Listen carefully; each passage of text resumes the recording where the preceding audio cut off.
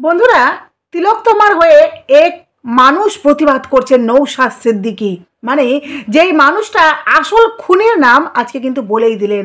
চলুন আপনারা সে ভিডিও ফুটেজটা দেখুন যে নৌশাদ সিদ্দিকী কিভাবে রাজ্যের মুখ্যমন্ত্রীর বিরুদ্ধে গিয়ে আজকে তিলোত্তমার হয়ে কিভাবে প্রতিবাদ করছেন, কিভাবে সমস্ত সত্য কথা উনি সর্বসম্মুখে বলছেন। চলুন আপনারা সেই ভিডিও ফুটেজটা দেখে নিন। অবশ্যই আপনাদের কাছে অনুরোধ করব যে আপনারা ভিডিও ফুটেজটা দেখুন, আর অবশ্যই সেই মানুষটার হয়ে একটা কমেন্ট করুন যে এত সুন্দর করে প্রতিবাদ করার জন্য, এত সুন্দর হয়ে তিলোত্তমার হয়ে পাশে দাঁড়ানোর জন্য। সত্যি হ্যাটস অফ। দেখুন আপনারা। আর তিলোত্তমা যাতে না বিচার পায় সেই জন্য ডজন ডজন উকিল সুপ্রিম কোর্টে লাগিয়ে রেখেছিল। আপনার কেন খুন করে ধর্ষণ করানো হলো এটা একটা বুঝতে হবে। আমি কেন বলছি ধর্ষণ করানো হলো, ধর্ষণ করলো আর ধর্ষণ করানো হলোর মধ্যে কিন্তু অনেক বিস্তর তফাৎ আছে ভাই।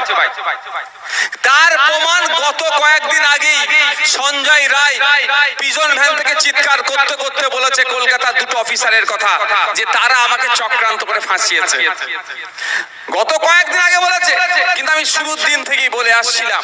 যা ফিরে আসি আবার স্বাভাবিকভাবে, আপনাদের এখানে যদি কোনো খুন হয়ে যায় প্রথম আমরা কি বলি, কেন খুন করা হলো?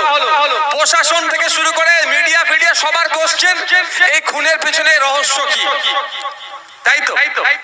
তো খুন করলে রহস্য কি যদি খুঁজতে যেত তিলোত্তমার, তাহলে একটা ডক্টরকে তার হসপিটালের মধ্যে ডিউটিরত অবস্থায় খুন করেছে কেন?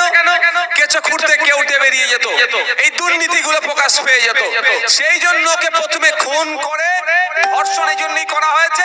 স্বাভাবিকভাবে গ্রাম মফস্বল এলাকায় আপনি আমি যেই শুনবো বলবে কোনো বদমাইশ কুলঙ্গার মেয়েটাকে ধর্ষণ করে খুন করে দিল, মেয়েটা যদি বলে দেয়। তাহলে কেন ওই খুন করার কারণটা চাপা পড়ে গেল? আসল কারণটা এটা একটা। প্রথম কথা হচ্ছে তার অপরাধটা বেশি কিছু ছিল না, আর তার অপরাধটা গুরুতর ছিল। যেরকম ভাবে আপনারা দেখবেন গুরুতর অপরাধ শাসকের চোখে, আর তিনি যোদ্ধা আমাদের চোখে। কারণ তার অপরাধটা এটাই ছিল, সে অন্যায়ের বিরুদ্ধে কথা বলতো। ফেক ঔষধ ওখানে ব্যবহার করা হতো, যে ঔষধগুলো হয়তো অনেকে দেখতে দেখা যাবে ঠিকঠাক তদন্ত হলে এক্সপায়ার ডেটের বা লোকাল কোম্পানির ঔষধ দিত, আর বিল বানানো হতো নামি দামি কোম্পানি। স্বাভাবিকভাবে আপনি আমি তো ট্রিটমেন্ট নিচ্ছি, কিন্তু যারা ঔষধটা সরবরাহ করছেন বা যারা আপনার আমার রোগীর মুখে তুলে দিচ্ছেন বা ইনজেকশন দিচ্ছেন, যাই বলুন না কেন, তারা বুঝতে পারবে এটা অ্যাকচুয়াল কি হচ্ছে। তো এটার প্রতিবাদ তিনি করেছিলেন, এটা বন্ধ করতে হবে। কি প্রতিবাদ করেছিল আমাদের তিলোত্তমা? প্রতিবাদটা করেছিল ওটি অপারেশন থিয়েটার, মানে যেটা রুমের মধ্যে এরা মৎসব করত। মৎসব মানে পিকনিক বলবো না কি বলা যাবে স্যার, বাংলার টিচার তো। মৎসব মানে আপনারা বুঝতে পারছেন, আরো সহজ ভাষায় বলবো আমোদ প্রমোদ বললেও চলে যাবে। ওটি অপারেশন থিয়েটারের মধ্যে আপনার আমার রোগী আছে, আর এখানে মস্তি করতে ব্যস্ত থাকতো। মানে যদি গ্রাম্য ভাষায় বলি মস্তি করতো এরা। এটা আমাদের তিলোত্তমার পছন্দ হয়নি। সত্যি তো পছন্দ না হওয়ার কথা। যার মধ্যে ন্যূনতম মানবতা আছে সে কোনোদিন এটাকে অ্যাকসেপ্ট করতে পারে না।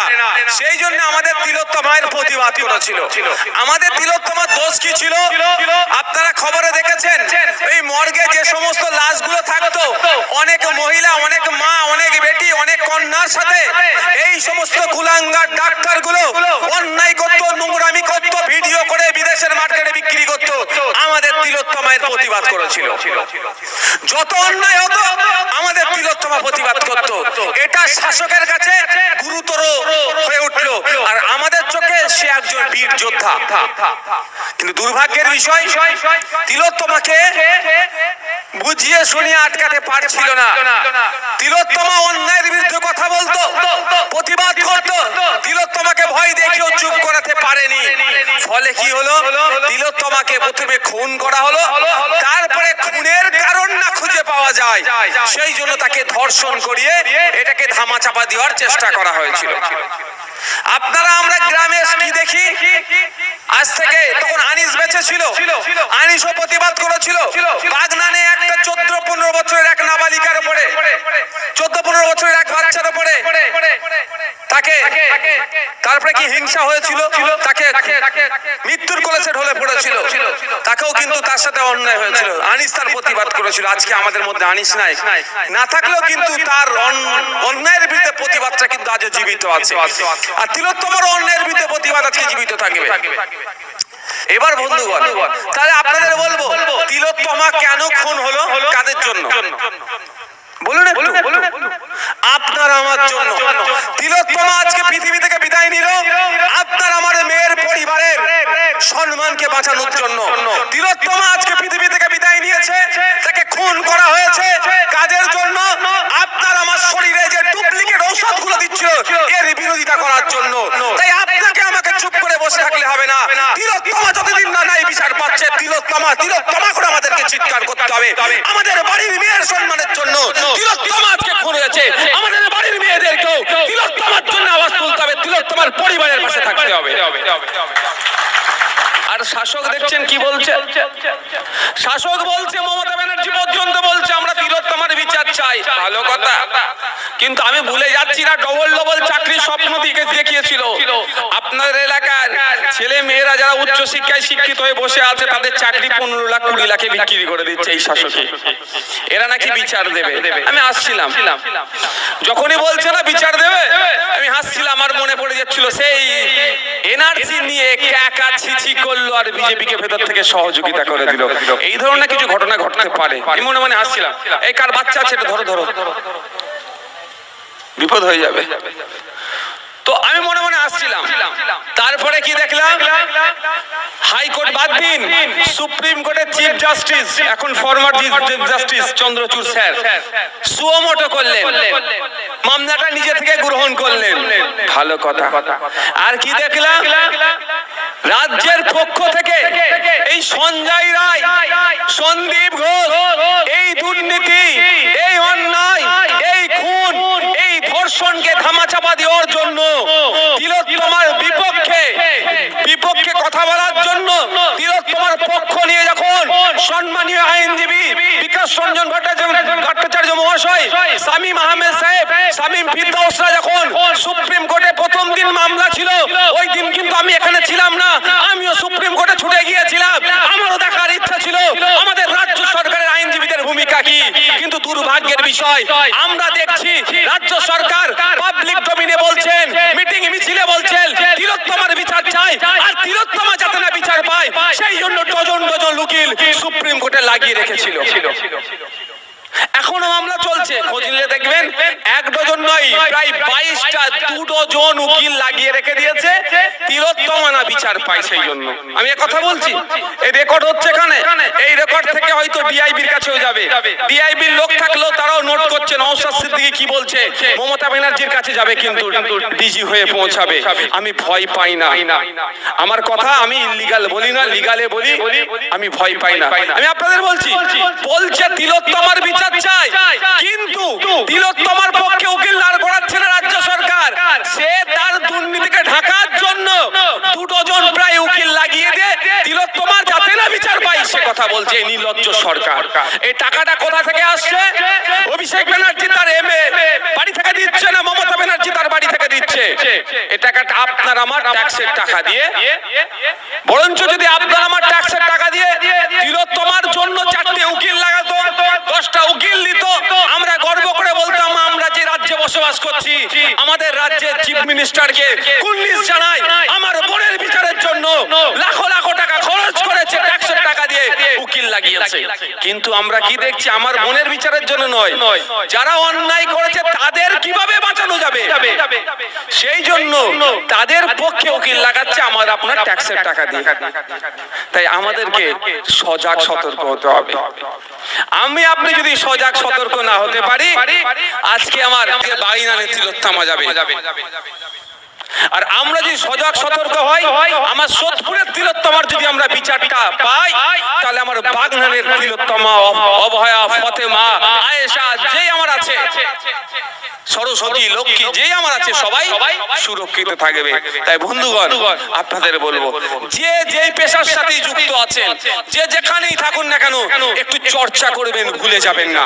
কারণ তিলোত্তমানে যেভাবে প্রতিবাদ সংগঠিত হয়েছিল বা এখনো চলছে, যদি এই মেয়েটা না বিচার পায়, এর পরিবার না বিচার পায়, বাংলা যদি না ন্যায় পায়, আগামী দিনে আপনাদের বলে রাখছি, তখন চোখের পানিতে ভাত খেতে হবে আপনাদের। কারণ যে সমস্ত সমাজ বিরোধী গুলো আছে, যাদের মনের মধ্যে পাপ গুলো লুকিয়ে আছে, তারা আরো সাহস পেয়ে যাবে। আর যদি আমরা তিলোত্তমার পরিবারকে ন্যায় দিতে পারি, বাংলা যদি ন্যায় দেখতে পায়, তাহলে মনের মধ্যে খারাপ ধারণা যারা লুকিয়ে আছে, আমার মা বোনেদের দিকে তাকালে তারা ভয় পাবে, মনের মধ্যে খারাপ দেবে। আমাদেরকে সেই জন্য কি করতে হবে? চর্চা করতে হবে, প্রতিবাদ করতে হবে, প্রতিরোধ করতে হবে, বলতে হবে। আপনি সকালে উঠে কলকাতায় যান, কেউ এই বাংলা এলাকার মানুষেরা, কেউ ব্যাগের কাজ করেন, কেউ ফার্নিচারের, কেউ আপনার কি বলে গদি তোষকের বিভিন্ন কাজের সাথে যুক্ত, রঙের কাজ করেন। সকালে উঠে যাচ্ছেন কর্মক্ষেত্রে, সকাল থেকে বলতে বলতে যান। ট্রেনে উঠেছেন, যাবেন হাওড়াতে, সাঁতরাগাছিতে নামবেন, বাস ধরবেন তপসিয়াতে, বাক্সার কাছে প্রচুর কাজ করে আপনাদের এখানের মানুষজন, তো ওখানে যাবেন, ট্রেনে উঠেই শুরু হবে। তিলোত্তমাকে ভাই ভুললে হবে না, 100 দিন পার হয়ে গেল, আপনি লাগান, কথা শুরু করুন, ট্রেনে চর্চা হবে। যত চর্চা হবে, শাসক চাপে পড়বে, তিলোত্তমার বিচারের জন্য তৎপরতা হবে। আর একটা কথা বলে রাখি, আমি আইন সভার একজন সদস্য হিসাবে বলছি, আমি একজন ল মেকার হিসাবে আপনাদের বলছি, যতক্ষণ না পর্যন্ত পাবলিক ডোমেইনে জনমানুষে এটার আওয়াজ বেশি ভাবে ওঠে, ততক্ষণ পর্যন্ত দ্রুত বিচার আপনারা পাবেন না। যদি দ্রুত বিচার পেতে চান, তিলোত্তমার পরিবার বাংলা যদি ন্যায় দ্রুত দেখতে চাই, আপনাকে আমাকে সোচ্চার হতে হবে। সুপ্রিম কোর্টে মামলা চলছে, চলবে, ও মামলা চলছে, চলবে, তারিখ পে তারিখ, কিন্তু আপনাকে আমাকে চর্চা করতে হবে। সকালে উঠে বাজারে যাবেন, দোকান খুলবেন, ওখানে বলতে হবে তিলোত্তমার বিচার চাই, তিলোত্তমার দ্রুত বিচার চাই, এই আওয়াজটা চলতে থাকবে। আশা করছি এটা হবে তো। দেখুন, আমি বলার কারণ কি, তিলোত্তমার জীবনটা যেত না, তিলোত্তমার সাথে ওই নৃশংসতা করতো না, তিলোত্তমা যদি কম্প্রোমাইজ করে নিত, তিলোত্তমা যদি সমস্ত অন্যায়টাকে বুক বুঝে সহ্য করে নিত, তিলোত্তমা যদি আপনার আমার বাড়ির ওই মহিলাদের সাথে ওটি রুমে যে মস্তি করা হতো, অজ্ঞান করে রেখে এইগুলো যদি মেনে নিত, তাহলে তিলোত্তমাকে খুন হতে হতো না। কিন্তু আপনার আমার বাড়ির মেয়ের জন্য, আপনার আমার স্বাস্থ্যের কথা ভেবে, স্বাস্থ্য পরিষেবাকে কিভাবে ধ্বংস করে দিচ্ছে, এই ধ্বংসের হাত থেকে রক্ষা করা দরকার। মেয়েদের ইজ্জত আমানকে রক্ষা করার জন্য সে প্রতিবাদী হয়ে উঠেছিল, সে প্রতিবাদী হয়ে ওঠার জন্য তাকে খুন হতে হলো। তাই আমরা তিলোত্তমার পরিবারকে বার্তা দিতে চাই, শুধুমাত্র আপনার মেয়ে নয়, আমাদের বাড়িরও একজন সদস্য ছিল। সুতরাং আপনি যেভাবে লড়াই করছেন, আমরাও আপনার পাশে থেকে একভাবে লড়াই করব। আমাদের তিলোত্তমা যতদিন না বিচার পাচ্ছে, হবে তো ভাই? না ভাববেন ও ধর্মীয় পরিচয় অমুক, আমার ধর্মীয় পরিচয় অমুক, এই করবেন নাকি? এটা তো বিজেপি করে, এটা তো তৃণমূল করে। কারণ তৃণমূল বিজেপির কাছে কোনো ইস্যু নাই। বিজেপি বলুক মুসলিমদের গাল দেওয়া বন্ধ করে দিক, ও আর মোদীকে প্রধানমন্ত্রী দেখতে পাবেন না। মুসলিমদের বিরুদ্ধে প্রোপাগান্ডা চালানো বন্ধ করতে বলুন, ও দেখবেন উড়ে যাবে। আর তৃণমূল বিজেপির ভয় দেখানো বন্ধ করতে বলুন, আর তৃণমূল বলে কিছু থাকবে না। এই দুটো ঠিকই আছে, ধর্মের ভিত্তিতে বিভাজন করে। তা আমাদের তিলোত্তমা কেউ নয়, যদি আমাদের মধ্যে কেউ ধর্মীয় বিভাজন করতে চাই, আমরা সেটা মানবো? যে মহিলাগুলো মর্গে থাকতো, তাদের সাথে নোংরামি করে ভিডিও তুলে বাইরে বিক্রি করতে এই সন্দীপ ঘোষেরা, বুঝতে পেরেছেন? ও কি দেখতো নাকি? হ্যাঁ, আব্দুল করিমের পরিবারের লোক না এটা শঙ্কর চ্যাটার্জির পরিবারের লোক দেখতো? দেখতো কি না? কোনো ঘোষেদের মেয়ে না, মন্ডলদের মেয়ে না, আপনার মীরেদের মেয়ে কিছু দেখতো কি? ও নোংরামি করতো, করে ভিডিওটা বানাতো। আপনার বাড়িও মেয়ে থাকতে পারে, অন্যের বাড়িরও মেয়ে থাকতে পারে। তাই ওর প্রতিবাদটা সবার বাড়ির মেয়েদের জন্য করছিল, নারী পুরুষ নির্বিশেষে সমাজ ব্যবস্থা। তো বন্ধুরা, আপনারা নওশাদ সিদ্দিকের কথাগুলো শুনলেন, সত্যিকারই এত সুন্দর করে প্রতিবাদ করেছেন। হ্যাঁ, ভিডিওটা কয়েকদিন আগের, কিন্তু আপনাদের কাছে আমি শেয়ার করলাম যে এইভাবেই আমাদেরকে প্রতিবাদ করতে হবে, কারণ চর্চা করতে থাকতে হবে।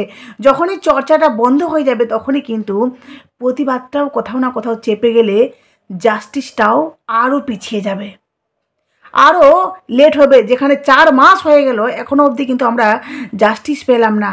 যার জন্য বলছি প্রতিবাদ করতে থাকুন। যেভাবে নওশাদ সিদ্দিকী বারবার করে বলছেন যে আমাদেরকে প্রত্যেকটা জায়গায় আলোচনা করতে হবে, প্রত্যেকটা জায়গায় চর্চা করতে হবে। খুব সুন্দর করে উনি প্রতিবাদ করেছেন, সমস্ত সত্য কথা উনি সর্বসম্মুখে বলেছেন। যাই হোক, এই ভিডিওটা আমি শেয়ার করলাম, আপনাদের কেমন লাগলো অবশ্যই আপনারা কমেন্ট বক্সে বলবেন। আর উই ডিমান্ড জাস্টিস বলে অবশ্যই আপনারা কমেন্ট করুন, কারণ প্রতিবাদ আমাদেরকে করতে থাকতে হবে।